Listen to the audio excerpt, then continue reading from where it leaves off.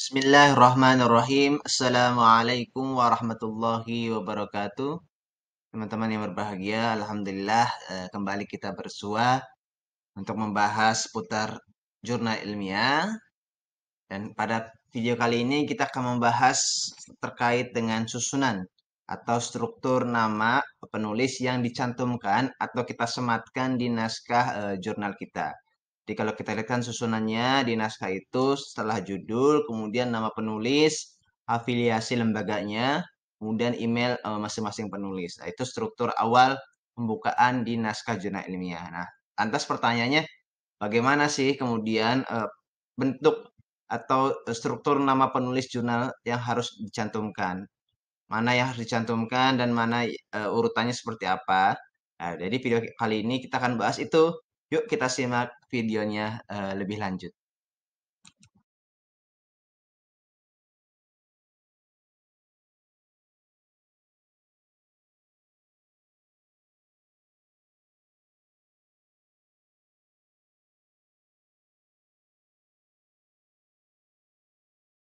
Apakah susunan atau urutan nama penulis yang dicantumkan di jurnal ilmiah itu penting? Nah, ini pertanyaan yang mungkin kita dasari sebagai pembukaan, menjadi dasar pembahasan pada video kali ini. Apakah penting? Jawabannya sangat-sangat penting. Urutan nama penulis yang dicantumkan di jurnal ilmiah itu bukan hal yang sepele. Mungkin selama ini kita ketika diajak misalkan nulis kolaborasi ya, jurnal, ayo kamu ikut nulis jurnal bareng. Saat penyusunan nama penulis, misalkan kita jadi paling banyak berkontribusi, tapi kita tahu-tahu pas naskah terbit kita diletakkan sebagai penulis paling ujung, paling terakhir. Sementara orang yang hanya mengajak, hanya tidak banyak berkontribusi, itu diletakkan di pertama. Nah, kalau kita sama-sama tahu, atau mungkin saling mengikhlaskan, sama-sama tidak paham, mungkin wajar lah. Tapi bagi mereka yang tahu, susunan struktur nama penulis itu ada nilainya, ada aturannya. Kenapa? Itu berkaitan dengan penilaian angka kredit dosen, PAK. Itu berkaitan dengan nanti di penilaian publikasi penelitian dosen. Kan publikasi jurnal ilmiah itu kan ada nilainya, ada kumnya istilahnya kan. Nah, itu nanti untuk pengurusan jabatan fungsional itu ada nilainya publikasi jurnal itu, dan itu kalau penulisnya lebih dari satu orang itu nanti diatur pembagiannya. Nah, susunan struktur penulis itu tidak hanya ini diletakkan di awal, ini di tengah, ini di akhir, tidak asal taruh aja, tapi lihat sejauh mana komposisi, kontribusi masing-masing penulis. Karena itu diatur. Nanti khawatirnya kalau kita tidak tahu, yang satu tahu, nah, diletakkan di awal, kita yang pemilik naskah ternyata rugi. Nah, ini harus tahu betul pentingnya susunan struktur nama penulis naskah, bahwa susunan urutan nama penulis di naskah jurnal ilmiah itu penting untuk kita ketahui bersama urutannya, siapa yang harus diletakkan di pertama, kedua, dan berikutnya. Terus bagaimana pembagiannya? Ini berkaitan dengan penilaian angka kredit dosen atau KUM untuk pengurusan jabatan fungsional bagi para dosen. Nah, itu kenapa itu penting. Jadi bukan hanya sekedar susunan, ya sudah kita susun aja, kamu pertama, kamu kedua, kamu ketiga. Nah, tidak seperti itu ya, tapi dilihat nanti sejauh mana kontribusi masing-masing penulis terhadap naskah jurnal tersebut. Penilaian angka kredit sendiri kalau kita sama-sama tahu sudah diatur dalam pedoman operasional penilaian angka kredit kenaikan jabatan akademik atau pangkat dosen. Nah, terkait dengan publikasi penelitian jurnal ilmiah itu diatur di halaman 26 sampai 27. Nah, di situ juga dijelaskan kriterianya ya. Pembagiannya mulai dari jurnal internasional hingga jurnal nasional. Nah, pertama kita bahas tentang penilaian angka kredit publikasi jurnal internasional. Nah, di pedoman itu setidaknya ada 3 kategori yang disebutkan. Yang pertama, jurnal internasional bereputasi terindeks pada database internasional bereputasi dan berfaktor berdampak. Itu misalkan Scopus. Nah, itu angka kredit paling tinggi itu diberikan nilai 40 ya. Jadi paling tinggi, bisa jadi di bawahnya. Kan nanti kan biasanya kalau jabatan dosen itu nanti penilaian angka kreditnya kan direview ya kan. Diajukan totalnya berapa, nanti dilihat dinilai oleh para reviewer itu berapa nilainya. Nah, ini angka paling tingginya adalah 40. untuk jurnal internasional bereputasi terindeks pada database internasional bereputasi. Kategori yang kedua adalah jurnal internasional terindeks pada basis data internasional bereputasi. Nah, ini beda. Kalau tadi bereputasi dan berfaktor berdampak, itu nilainya 40. Nah, sedangkan yang kedua, itu hanya terindeks di database jurnal internasional bereputasi. Dia tidak berfaktor berdampak. Nah, ini nilai angka kreditnya paling tinggi adalah 30. Terkait dengan perbedaan ini sudah dijelaskan pada materi kita tentang jenis-jenis jurnal ilmiah. Yang ketiga adalah kategori tentang jurnal internasional terindeks pada basis data internasional. Nah, di luar ini. Jadi, dia terindeks di basis data internasional, tapi tidak bereputasi, tidak berfaktor berdampak. Itu diberikan nilai paling tinggi 20. Bisa jadi di bawahnya, tapi paling tinggi skornya itu 20. Jadi 3 jurnal internasional kategori ini yang paling tinggi adalah ketika jurnal nasional internasionalnya itu pertama bereputasi, terindeks database jurnal bereputasi dan berdampak. Itu tampak paling tinggi kreditnya adalah 40. Sedangkan jika hanya terindeks di basis data bereputasi saja tapi tidak berfaktor berdampak, itu diberikan angka kredit paling tinggi 30. Nah, ada lagi jurnal internasional, dia terindeks basis data internasional tapi tidak bereputasi dan tidak berfaktor dampak. Itu diberikan nilai paling tinggi 20. Penjelasan tentang perbedaan ketiga jenis ini sudah kita bahas di materi tentang jenis-jenis jurnal ilmiah. Berikutnya adalah pembahasan tentang penilaian angka kredit publikasi jurnal nasional. Jadi kalau tadi sebelumnya jelaskan tentang penilaian angka kredit untuk publikasi jurnal internasional dan ada 3 kategori jurnal internasional. Kalau untuk publikasi jurnal nasional itu ada 6 kategori. Jadi yang pertama, jika jurnal nasional tersebut sudah terakreditasi Kemendikbudristek dengan peringkat Sinta 1 dan 2, maka angka kredit paling tingginya adalah 40. Jadi kalau kita publikasi di jurnal Sinta 1 dan 2, itu nanti diberikan nilai angka kredit PUM-nya itu paling tinggi 40. Nah, berikutnya, jurnalnya memang masih nasional, tetapi dia sudah berbahasa Inggris atau sudah berbahasa resmi PBB lainnya. Dan jurnal itu sudah terindeks meskipun mungkin ya jurnalnya masih peringkat berapa rendah 3 atau 4, tetapi dia sudah terindeks CABI atau Indeks Kopernikus Internasional atau ICI. Itu ketika kita publikasi jurnal dengan kriteria yang kedua ini, maka angka kredit paling tingginya adalah 30. Kategori ketiga adalah ketika kita publikasi di jurnal nasional terakreditasi Sinta peringkat 3 dan 4. Itu diberikan nilai angka kredit paling tingginya adalah 20. Yang keempat, jurnal nasional berbahasa Indonesia. Kalau tadi yang kategori kedua kan jurnal nasional berbahasa Indonesia. Kalau ini, jurnal nasional berbahasa Indonesia pada basis data yang diakui Kemendikbudristek. Terindeks dia ya. Berarti kan misalkan terindeks DOAJ dan lain sebagainya. Dan nilai akreditasinya itu peringkat 5 dan 6. Jadi kalau peringkat 5 dan 6 itu diberikan nilai angka kredit paling tinggi itu 15. Ada lagi jurnal nasional, bisa jadi dia belum terakreditasi nih. Jadi kan kalau kita lihat penjelasan tentang jurnal nasional, ada jurnal nasional itu jurnal salah satunya disebut karena jurnal itu belum terakreditasi, dia disebut jurnal nasional. Dia tidak terindeks, dia kemudian juga tidak terakreditasi, maka kalau kita menerbitkan di jurnal dengan kategori atau kriteria kelima ini, angka kredit paling tingginya kita diberikan hanya 10. Yang keenam, kemudian jurnal ilmiah yang ditulis dalam bahasa resmi PBB, namun tidak memenuhi syarat-syarat sebagai jurnal ilmiah internasional. Tadi kan jurnal internasional kan bereputasi, berdampak, walaupun ini jurnalnya sudah bahasa Inggris misalkan, tapi misalkan dia tidak terindeks bereputasi, kemudian juga tidak berfaktor berdampak. Kalau kita lihat penjelasan video-video sebelumnya tentang ragam jenis jurnal ilmiah. Nah, itu walaupun judulnya jurnal internasional, walaupun sudah menggunakan bahasa Inggris, itu bisa jadi masuk ke dalam kategori yang keenam dalam penilaian angka kredit publikasi jurnal nasional. Itu masih kategori jurnal nasional jadinya.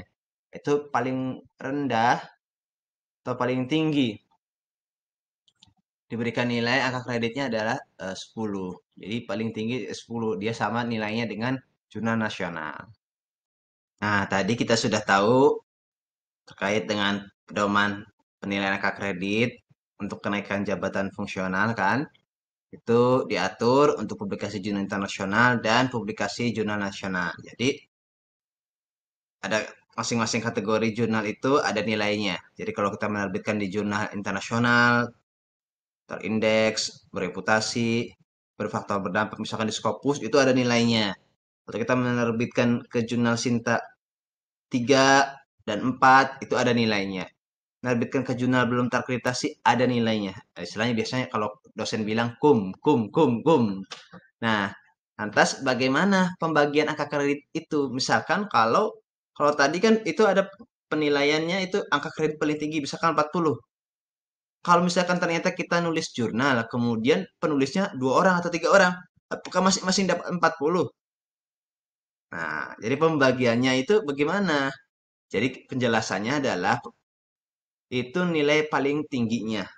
Bisa jadi mungkin dari reviewer nanti ketika para dosen mengusulkan jabatan fungsional menilai di bawah itu, misalkan diberikan 30 bisa jadi ya. Tapi saya belum tahu karena saya belum melalui proses itu. Tapi setidaknya itu nilai maksimal. Misalkan 40 ya nilainya karena dia jurnal nasionalnya Sinta 1 dan 2. Nah, nilai paling tingginya 40. Itu untuk satu naskah. Kalau penulisnya 2 atau 3 atau 4, tetap nilainya 40. Tinggal dibagi berdasarkan aturan yang akan kita jelaskan setelah bagian ini. Jadi itu tinggal dibagi nilai satu jurnal itu Sinta 1 dan 2 itu 40. Itu satu naskah nilainya 40. Nah, kalau penulisnya 1, bisa jadi dia dapat 40. Tapi kalau penulisnya 2, nah tinggal diatur bagaimana pembagiannya. Nah, kita akan bahas tentang pembagian angka kredit bagi para penulis jurnal ilmiah. Pertama, jika misalkan naskah tersebut hanya ditulis oleh satu orang. Kita atau saya menulis naskah jurnal ilmiah, kemudian saya terbitkan di jurnal Sinta 1 misalkan. Dia terindeks terakreditasi Sinta 1. Maka kalau kita lihat aturannya, pedomannya itu kita berhak mendapatkan nilai kumnya itu 40. Nah, karena saya hanya satu orang saja, naskah tersebut ditulis oleh saya seorang, hanya satu orang saja, dan pada saat bersamaan otomatis kan saya mengirim, saya yang buat, saya yang nanti berkorespondensi dengan pengelolanya, mulai dari mengirim, membuat akun, mengirim, nanti revisi, lihat review, nanti misalkan copy edit, nanti tahu juga naskah itu terbit, kan saya sendiri karena saya yang punya naskahnya. Saya berkorespondensi dengan pengelola jurnal. Kalau penulisnya satu orang dan pada saat yang sama saya menjadi korespondensi, maka nilainya 100%, 40 itu ya buat saya sendiri karena nggak ada penulis yang lain. Jadi kalau 40 itu ya sudah jelas saya sendirian. Karena otomatis kan saya yang punya naskah, saya otomatis yang buat akun dan tahu proses naskahnya sampai selesai kan. Maka 100% nilai kum itu menjadi milik saya seorang atau menjadi milik satu penulis itu karena naskahnya ditulis hanya oleh satu orang saja. Berikutnya, jika naskah tersebut ditulis lebih dari satu orang, bagaimana komposisi pembagiannya? Nah, di sini jika penulis pertama pada saat yang sama menjadi penulis korespondensi, tadi kan kalau satu orang otomatis ya dia penulis juga, dia juga yang berkorespondensi dengan pengelola jurnal. Nah, kalau ini naskahnya diterbitkan lebih dari satu orang. Di sini saya contohkan 3 orang. Nah, pada saat itu si penulis pertama itu pada saat yang sama dia penulis pertama, dia juga penulis korespondensi. Yang lainnya berarti penulis kedua dan ketiga itu bukan penulis korespondensi ya. Itu bagaimana pembagiannya? Maka kalau begini, misalkan nilainya kan tadi kalau satu orang 100% semua buat dia sendiri. Kalau begini tiga orang, bagaimana? Nah, bagi penulis pertama sekaligus penulis korespondensi pada saat yang sama, dia mendapatkan 60% dari keseluruhan nilai angka kredit atau hukum itu. Jadi itu keseluruhannya. Kalau satu orang, dia dapat 100%. Kalau ini lebih dari satu orang, contohnya di sini tiga orang, maka penulis pertama sekaligus saat yang bersamaan dia penulis korespondensi, maka dia mendapatkan 60% dari keseluruhan nilai kredit atau kum itu. Nah, bagaimana penulis berikutnya, kedua, ketiga, atau keempat, dan berikutnya seterusnya ya. Maka sisanya berapa dari 100%? Dikurangi 60. Nah, sisa 40% kan? Maka 40% itu dibagi dengan penulis berikutnya. Misalkan kalau penulisnya tiga orang, yang pertama penulis korespondensi dan penulis pertama dia dapat 60, sisa 40 berarti, ya kan? Penulisnya tinggal dua orang lagi, penulis kedua, penulis ketiga. Nah, kan tadi 40% sisanya. Nah, 40 itu dibagi buat dua orang ini, maka masing-masing mendapatkan 20. 20% kan? Kalau misalnya penulisnya tiga orang, berarti ya 40 dibagi tiga orang. Kalau lima orang, ya 40% dibagi buat empat orang. Jadi begitu ya komposisinya terus hasilnya begitu.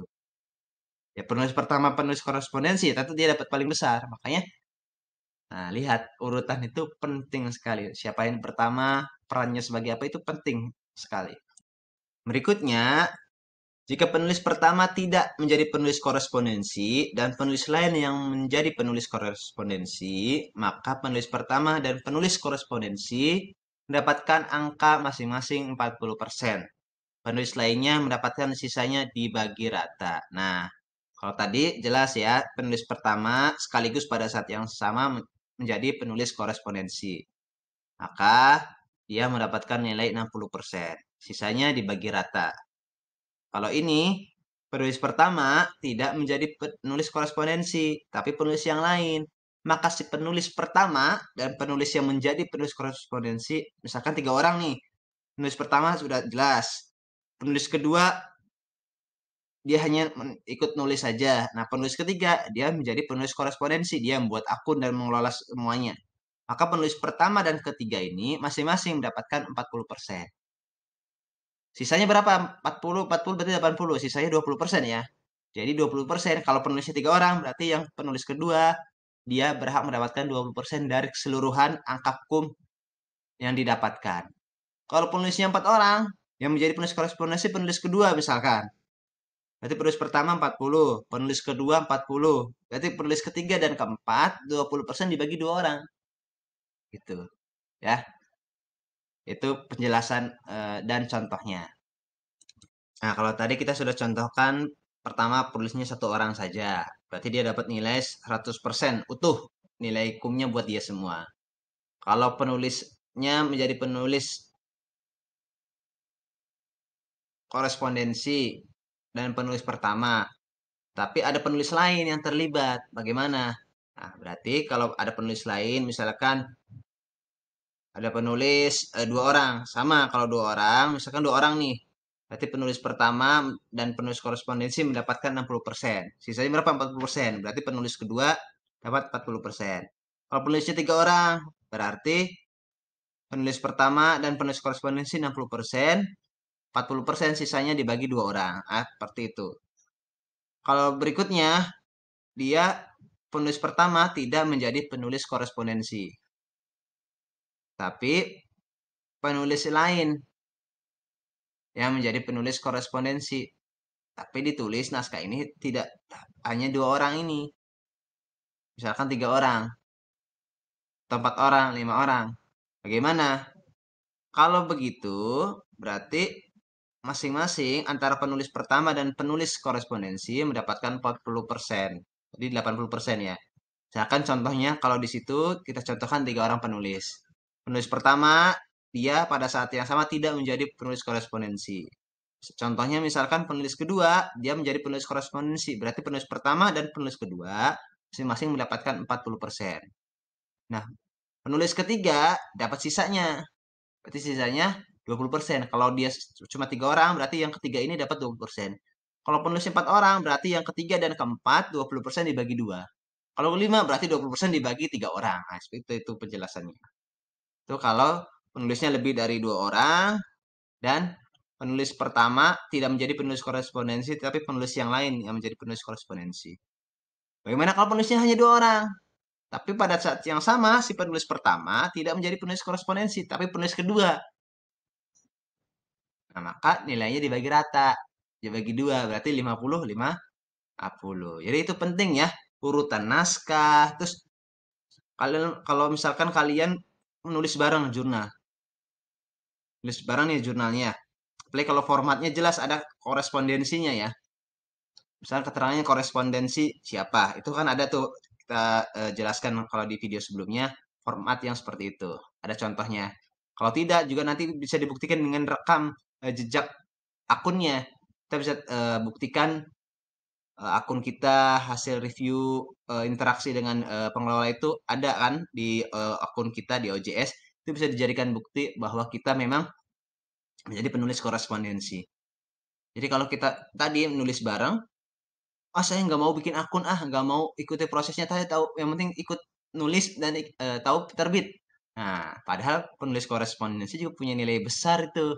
Di penulis pertama dan penulis korespondensi itu nilainya besar dalam penulisan jurnal ilmiah. Peran mereka itu, jadi peran dan urutan itu penting. Jadi perannya sebagai penulis pertama dan penulis korespondensi.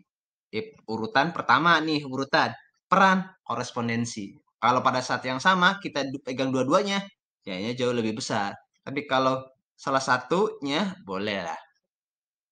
Minimal kalau tidak jadi penulis pertama, penulis korespondensi. Kita yang bikin akun, jawab pesan editor, kirim revisi dan lain sebagainya. Itu minimal itu. Kalau tidak mau jadi penulis tidak bisa jadi penulis pertama karena kita bukan yang pemilik naskah, minimal jadi penulis korespondensi. Apalagi kalau naskahnya cuma kita tulis sendiri, berarti otomatis kita yang buat akun, kita juga yang berkorespondensi dengan pengelola jurnal, maka nilainya besar itu. Kalau hanya sekedar ikut nulis, tidak jadi penulis pertama, tidak jadi penulis korespondensi, maka nilainya ya tadi sisa itu dibagi. Mending kalau cuma 1 orang atau 2 orang. Kalau orangnya banyak, 20% misalnya dibagi berapa?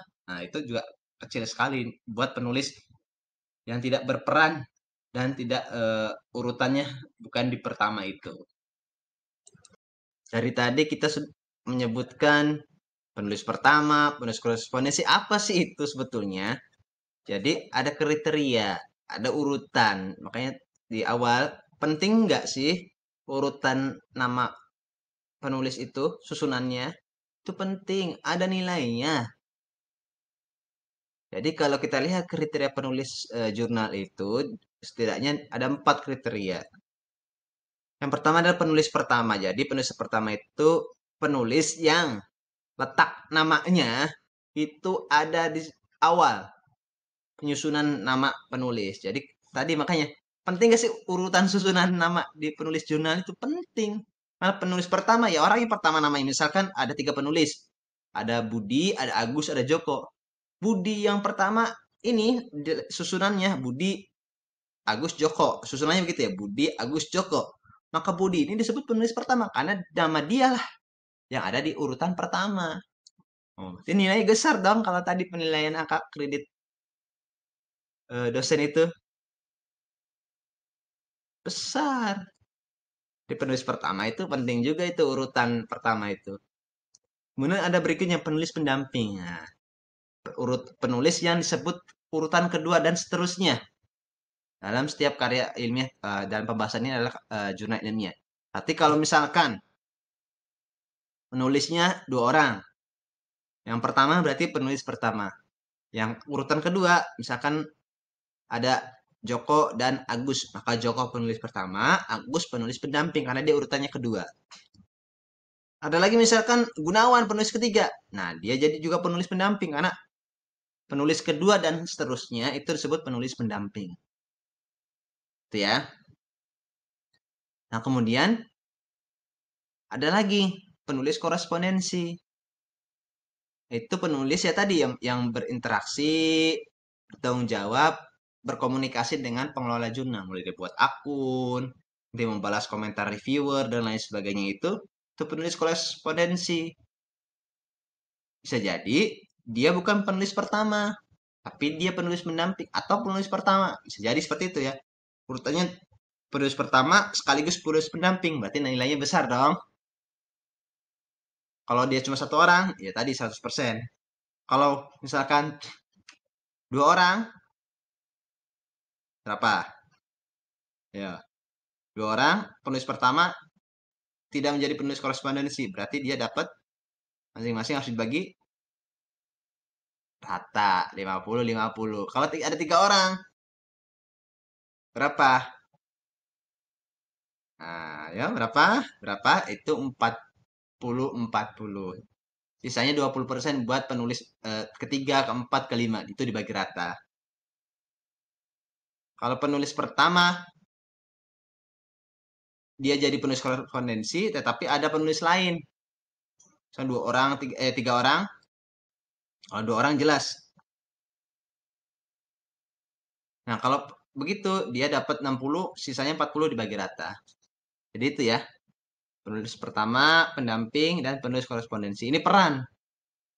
Kalau penulis pertama, pendamping, itu urutan. Jadi 1, 2, 3, 4, 5 itu urutan kan. Yang pertama disebut penulis pertama. Kedua, ketiga, keempat, kelima itu disebut sebagai penulis pendamping. Nah, ini ada perannya yang dilihat, perannya yang dihitung. Dia sebagai korespondensi, orang yang berkorespondensi dengan pengelola jurnal. Itu beda lagi. Bisa jadi penulis pertama penulis korespondensi, bisa jadi penulis lain jadi penulis korespondensi. Kayak disebut ada penulis utama, yaitu penulis pertama atau penulis korespondensi. Itu penulis utama sebetulnya. Karena mereka yang yang ada di urutan pertama dan mereka ada juga yang berinteraksi dengan pengelola jurnal ilmiah. Itu kenapa urutan dan peran di jurnal ilmiah itu penting. Sangat-sangat penting. Nah, ini contoh susunan atau urutan penulisan naskah di beberapa naskah atau template jurnal ilmiah ya. Kalau ini susunannya dari atas ke bawah.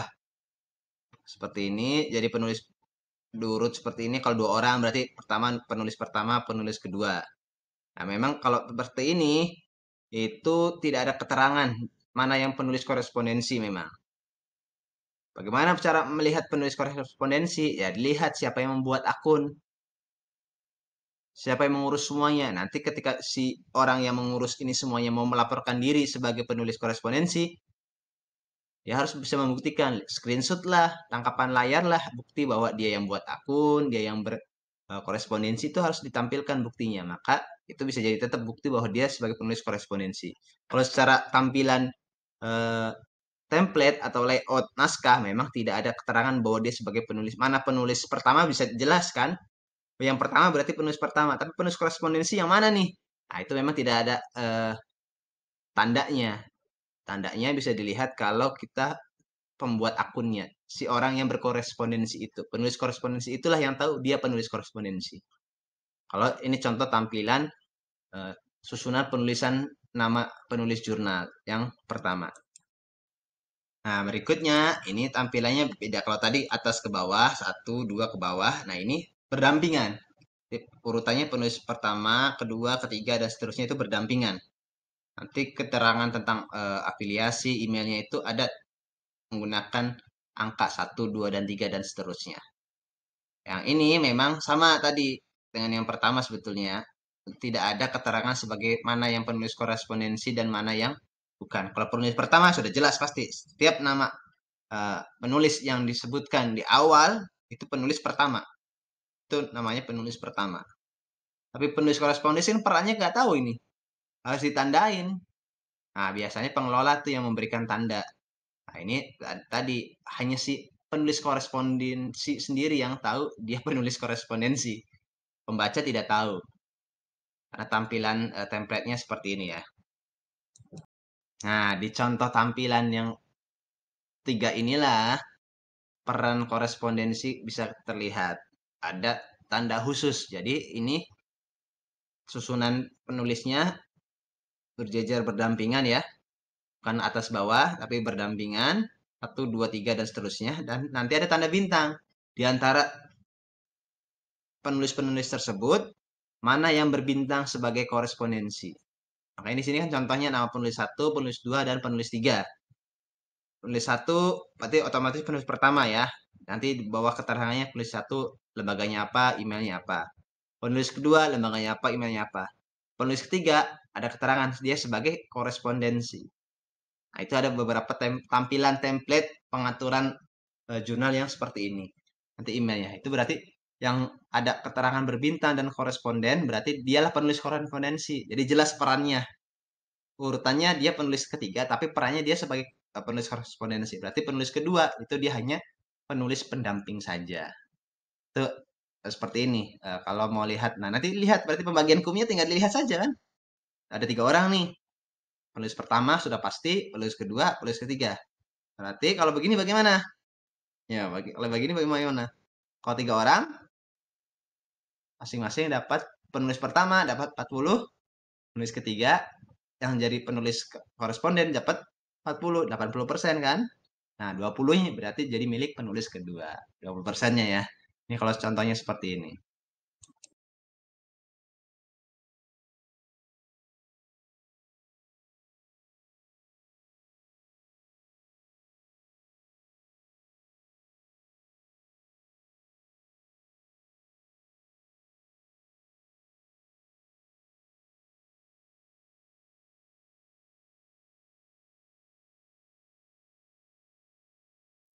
Nah, tadi kita sudah bahas penulis pertama, penulis pendamping, dan penulis korespondensi kan, penulis utama juga, urutan dan peran mereka. Nah, mungkin muncul pertanyaan tadi, kalau saya punya karya ilmiah, misalkan skripsi, tesis, dan disertasi, kemudian diterbitkan jadi jurnal, nama pembimbing itu diletakkan di mana?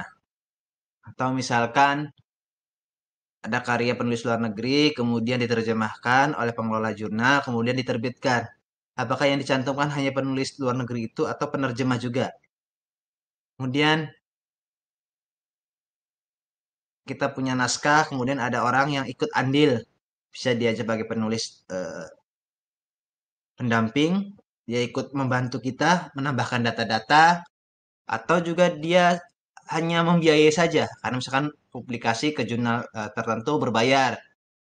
Orang tersebut membiayai kita, yang penting namanya dicantumkan. Nah, bagaimana sebetulnya susunan nanti berikutnya ketika nama mereka dicantumkan? Jadi, orang-orang yang perlu dicantumkan namanya di urutan susunan nama penulis naskah jurnal itu setidaknya pertama adalah penulis atau pemilik naskah. Jadi otomatis ya, kalau dia pemilik naskah, dia penulis sendiri, ya masa sih tidak dicantumkan di naskah tersebut sebagai penulis? Pasti harus dicantumkan nih. Pemilik naskah tersebut harus dicantumkan. Berarti harus penulis pertama juga dong, karena dia pemilik naskahnya. Yang berikutnya adalah pembimbing. Nah, pembimbing ini, kalau karya mahasiswa, dia letaknya setelah penulis pertama. Berarti dia penulis pendamping. Penulis pertamanya adalah mahasiswanya. Walaupun nanti ada beberapa, misalkan mahasiswanya tidak terlalu dominan, tapi dosennya lebih dominan. Ada yang bilang bahwa pembimbing boleh menjadi penulis pertama, tapi yang paling aman sebetulnya ya sudah, kalau pembimbing memang karya tersebut pasti tidak lahir kecuali lewat bimbingan, bantuan para dosen. Maka lahirlah karya tersebut. Tapi perlu diingat bahwa naskah tersebut adalah milik si penulis, si mahasiswa. Jadi mahasiswa penulis pertama. Nah, dosen karena ikut membantu, membimbing, berikan arahan, dia sebagai penulis pendamping. Nah, letaknya di urutan kedua. Walaupun ada juga dosen yang tidak mau dicantumkan namanya, itu tinggal kesepakatan antara mahasiswa dengan dosennya. Apakah namanya boleh dicantumkan atau tidak. Tapi urutannya, penulis pertama ya mahasiswa, penulis kedua ya pembimbingnya. Itu jangan dibalik. Beberapa ada yang tidak memperkenankan dibalik seperti itu. Dosennya pembimbing di penulis pertama, mahasiswanya penulis kedua. Ada yang tidak sepakat dengan itu. Kecuali memang penelitian dosen bersama mahasiswa. Itu beda lagi. Kalau penelitian dosen bersama mahasiswa, dosen punya penelitian, dia punya planning penelitian misalnya tentang apa, kemudian dia melibatkan mahasiswanya. 1-2 orang, yuk ikut yuk. belajar nulis jurnal bareng misalkan. Ayo belajar meneliti bareng. Kamu penggali data, kamu yang wawancara, nanti saya menulis naskahnya.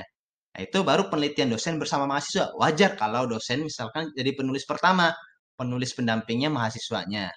Tapi kalau naskahnya milik mahasiswa, skripsi, tesis, disertasi, maka penulis naskah versi jurnal itu, maka harus mahasiswanya. Baru dosen sebagai penulis pendamping atau penulis kedua. Itu terkait dengan pembimbing. Oh, berikutnya, kalau penerjemah. Bagaimana ini?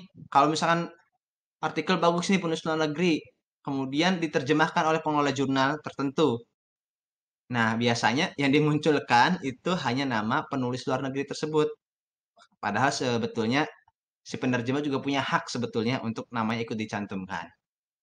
Kecuali memang kalau contoh ketika kita misalkan jurnalnya bahasa Indonesia, tapi kemudian harus diterjemahkan ke bahasa Inggris, kan biasanya pakai native, ya kan? Dan itu biasanya nama si native nggak dicantumkan sebagai penulis naskah tersebut karena dia dibayar jasanya. Kalau ini memang tidak dibayar, dia ikut membantu menerjemahkan, ikhlas ikut menerjemahkan itu, masa sih nggak boleh dicantumkan? Kalau dibayar, oke lah pekerjaan, karena dia pekerjaan, resiko misalkan namanya tidak dicantumkan. Tapi kalau memang ikhlas, tidak dibayar, masa namanya nggak dicantumkan? Sudah ikhlas, tidak dicantumkan lagi sebagai penulis. Nah, itu terkait penerjemah. Nah, berikutnya penulis kontributor. Jelas kalau ada penulis yang ikut andil dalam tulisan kita, itu penulis kontributor. Penggali data, kalau tadi butuh data, penggali data, kalau memang mahasiswa, dosen melibatkan mahasiswanya ya, kalau bisa jadi cantumkan mahasiswanya, itu bisa jadi penelitian bersama kan, nilainya juga lebih bagus. Kemudian pemberi pembiayaan tadi, kalau ternyata kita butuh biaya, ya itu tadi kan, itu juga dicantumkan. Bagusnya ya urutannya urutan pendamping, jangan penulis pertama, karena dia bukan pemilik naskahnya ya, dia pemberi pembiayaan misalkan. Kayak biasanya kan susunan nama itu biasanya kesepakatan antara masing-masing penulis. Siapa yang nulis pertama, siapa yang kedua, siapa yang ketiga, dan seterusnya. Dan biasanya kalau dilihat beberapa itu sejauh mana perannya. Siapa yang paling kecil, paling belakang biasanya. Nah, yang paling besar, paling pertama. Nah, itu biasanya ada yang begitu juga. Nah, itu tinggal kesepakatan ya masing-masing penulis. Tapi setidaknya itu penting urutan nama itu dan itu ada nilainya. Itu berharga sekali. Nah, ini penjelasan singkatnya. Jadi kalau penulis pertama, dia penulis naskah atau pemilik naskah. Penulis pertama ya. Tapi nanti kesepakatannya bagaimana di antara para penulis nih. Tapi menurut saya sih ya penulis pertama itu ya penulis naskah dan pemilik naskah. Karena dia yang punya naskahnya, dia yang nulis. Kalau ada orang lain yang terlibat ya dia pendamping saja. Perannya dia pendamping, dia ikut membantu penelitian itu. Jadi penulis pertama adalah penulis naskah dan pemilik naskah. Nah, untuk penulis pendamping itu banyak tadi kan kategorinya.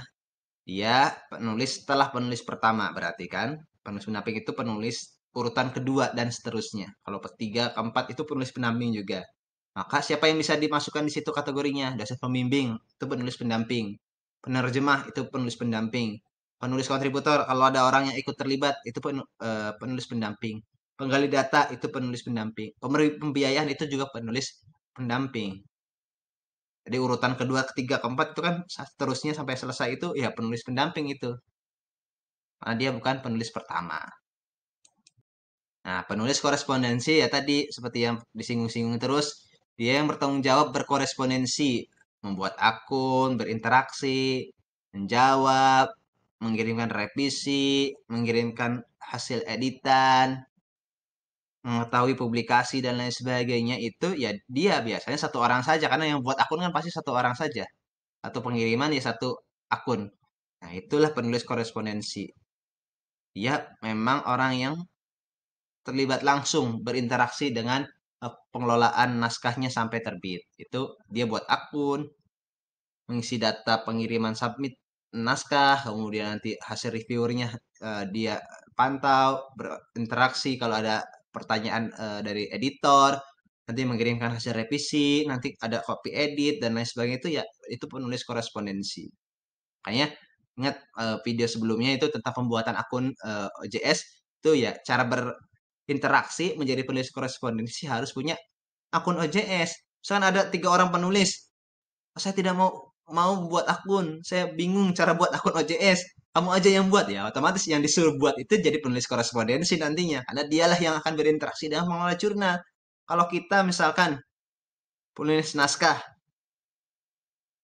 tidak bisa membuat akun OJS, kita serahkan ke penulis ketiga misalkan, ya otomatis tadi nilainya dibagi kan. Kalau jurnalnya terbit, penulis naskah dapat berapa? Dia pertama 40%. Penulis kedua yang cuma ikut nulis cuma 20%. Penulis ketiga yang jadi penulis korespondensi karena dia buat akun, dia dapat 40% juga nilainya dibagi itu. Kalau misalkan 2 orang, kita penulis pertama, tapi tidak mau buat akun, tidak tahu caranya, bingung. Kita minta penulis kedua untuk membuat akun. Dia yang kirim prosesnya. Berarti otomatis penulis pertama dapat 50, penulis kedua 50 juga. Nah itu. Jadi kalau bisa penulis pertama yang punya naskah, walaupun nulisnya banyak nih, 3 orang, 5 orang, dan lain sebagainya, kalau diminta buat akun dan mengirimkan naskah, ya dia sendiri yang buat. Biar nanti dia penulis pertama plus dia penulis korespondensi. Nilainya berapa? Kalau 2 orang, berapa? Kalau 3 orang, jelas kan kalau 3 orang itu dia 60% nilainya. Ya kan, nilainya 60%. 2 orang ya sama. Kalau penulis pertama, sekaligus dia penulis korespondensi ya 60%. Sisanya dibagi.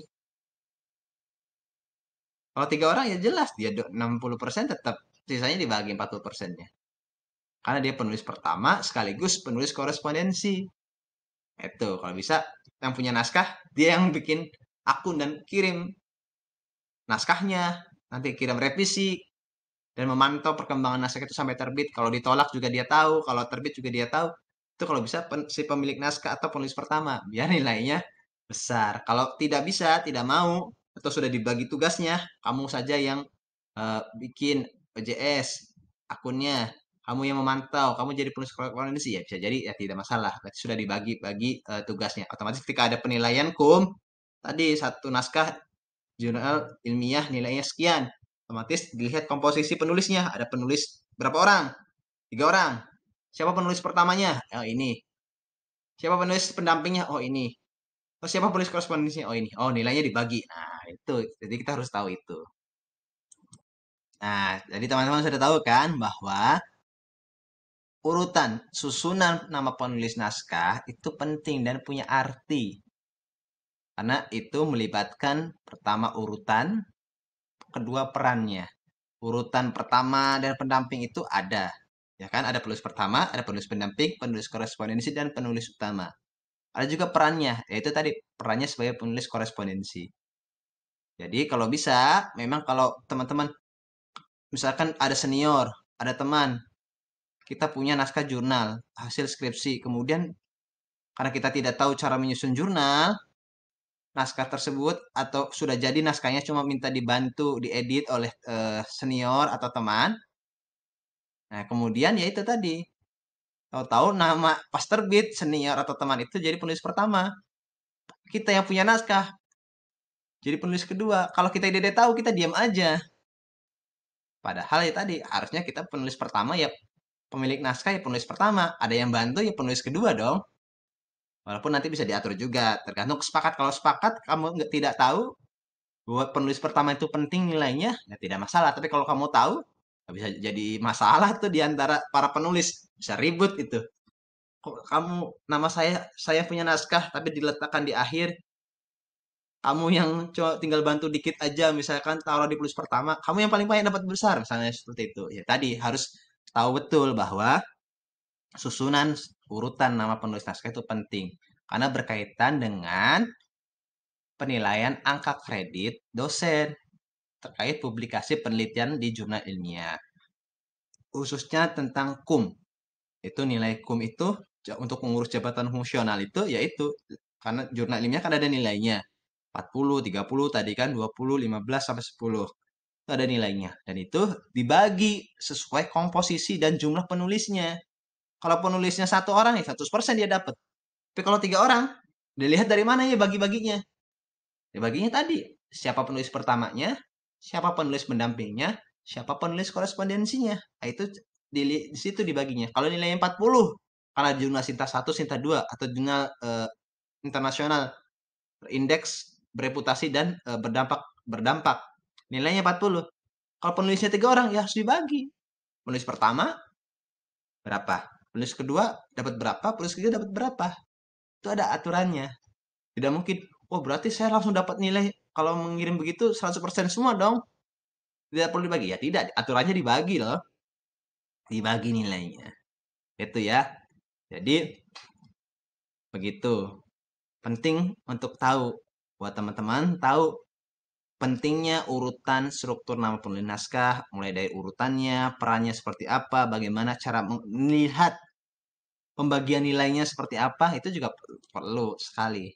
Tapi kita sama-sama belajar. Semoga video kali ini bermanfaat buat teman-teman yang kalau mau menyusun nama penulis, apalagi penulisnya bareng-bareng dengan teman, dengan siapapun, lebih dari satu orang, tuh perhatikan betul urutannya, siapa penulis pertama, siapa penulis pendamping, dan siapa penulis korespondensi. Saling sepakat. Minimal teman-teman tahu, kalaupun berbeda posisinya, ya disepakati bersama. Harus sama-sama tahu dan sama-sama setuju. Jangan sampai kemudian di akhir ada perselisihan dan itu bisa berdampak pada penarikan naskah. Bisa jadi kan penulis yang merasa itu naskahnya dia, kemudian dia tidak diletakkan di penulis pertama, kemudian merasa dirugikan dan kemudian dia meminta pengelola untuk menarik naskahnya. Kan bisa jadi seperti itu juga. Jadi ya itu penting untuk tahu susunannya dan saat menyusun nama itu didiskusikan. Siapa penulis pertama, siapa penulis kedua dan ketiga. Itu harus saling sepakat, diskusi bersama-sama dan saling memahami pentingnya urutan itu. Jadi harus selesai dulu nih ketika menuliskan nama penulis, berembuk dulu. Siapa yang penulis pertama, kedua, dan ketiga? Siapa penulis korespondensinya? Siapa yang bertanggung jawab? Sepakat, sepakat. Ya udah, tidak ada tuntutan di lain hari kalau nanti terkait penilaiannya sesuai dengan peran dan urutan masing-masing penulis. Terima kasih banyak. Sampai jumpa di video selanjutnya. Jangan lupa like, share, dan subscribe channel YouTube kami untuk membahas beragam materi tentang jurnal ilmiah. Assalamualaikum warahmatullahi wabarakatuh.